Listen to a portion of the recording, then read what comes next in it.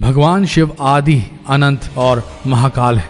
इस संपूर्ण ब्रह्मांड में कोई भी ऐसा व्यक्ति नहीं जो भगवान शिव के बारे में न जानता हो। यूं तो बहुत से लोगों ने दावा किया है कि उन्होंने भगवान शिव को देखा है, लेकिन बहुत से ऐसे लोग भी हैं जो भगवान शिव को नहीं देख पाते हैं, तो ऐसे में वो शिवलिंग की पूजा करते हैं।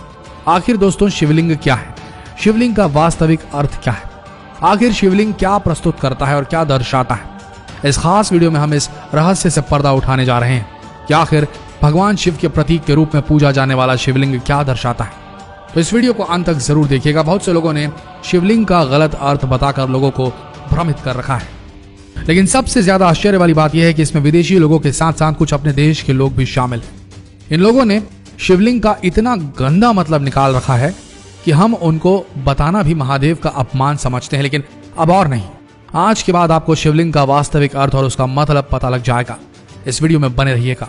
आज के बाद आपसे कोई फालतू की बातें नहीं करेगा, और जो करना चाहेगा या जो भगवान शिव के बारे में कुछ कहेगा या शिवलिंग के बारे में बुराई करेगा, तो आप यह वीडियो उन्हें जरूर भेजिएगा। दोस्तों, शिवलिंग एक संस्कृत शब्द है जिसमें लिंग का मतलब होता है प्रतीक, यानी शिवलिंग का मतलब हुआ शिव का प्रतीक, यानी एक ऐसी चीज जिसको हम शिव मानकर उसकी पूजा करते हैं। आज हम आपको बताएंगे शिवलिंग के बारे में और इसकी खास शक्तियों के बारे में। शिवलिंग एक ऐसा ढांचा है जिसको एक खास मकसद से बनाया जाता है। आपने भगवान शिव के तरह तरह के शिवलिंग देखे होंगे। ये सभी शिवलिंग मनुष्य के द्वारा बनाए गए हैं। कहीं कहीं अपनी भक्ति दिखाने के लिए जैसा मन में आया वैसा शिवलिंग बना दिया गया, और कुछ कुछ शिवलिंग तो ऐसे हैं जो प्राकृतिक रूप से बने हुए हैं। लेकिन हम जब 12 ज्योतिर्लिंगों को देखते हैं तो उन सब की शेप अलग है, यानी कि उनका आकार अलग है, क्योंकि अलग अलग मकसद के लिए अलग अलग शिवलिंग बनाए गए। इनमें से कुछ शिवलिंगों को सेहत के लिए बनाया गया, तो कुछ शिवलिंगों को खुशहाली के लिए, और कुछ को ध्यान साधना के लिए। लेकिन इन सब चीजों में एक चीज समान है, ये सभी शिवलिंग अलौकिक हैं।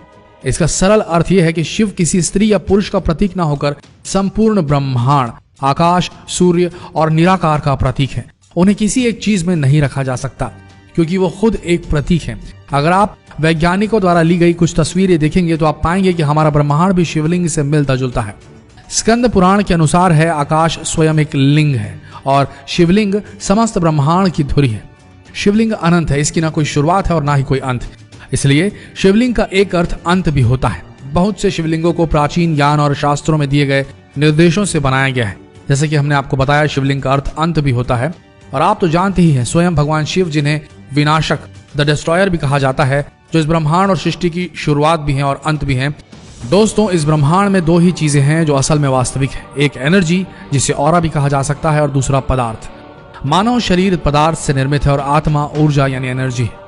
इसी प्रकार शिव पदार्थ हैं और उनकी शक्तियां ऊर्जा है, और दोनों मिलकर शिवलिंग बनाते हैं।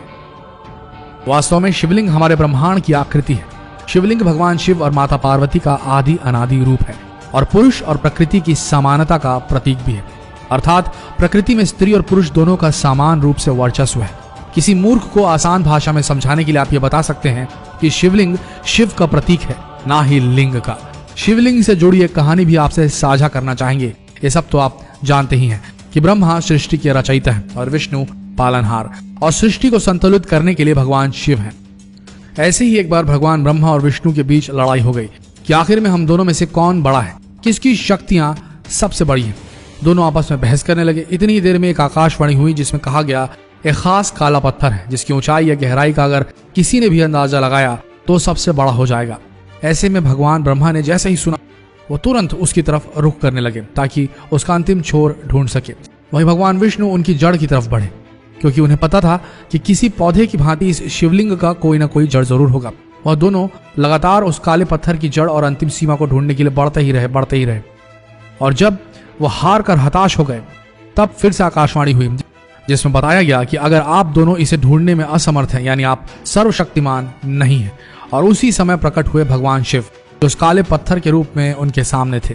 यूं तो उन्हें काला पत्थर कहना बहुत गलत है, लेकिन आजकल के वास्तविक जीवन में हर कोई यही कहता है।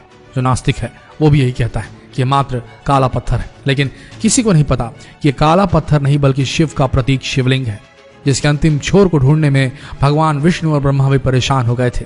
तो दोस्तों, यही है शिवलिंग का वास्तविक अर्थ। आशा करते हैं वीडियो आप सबको अच्छी लगी होगी।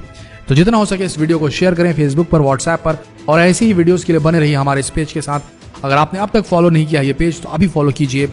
मिलते हैं अगले वीडियो में। धन्यवाद।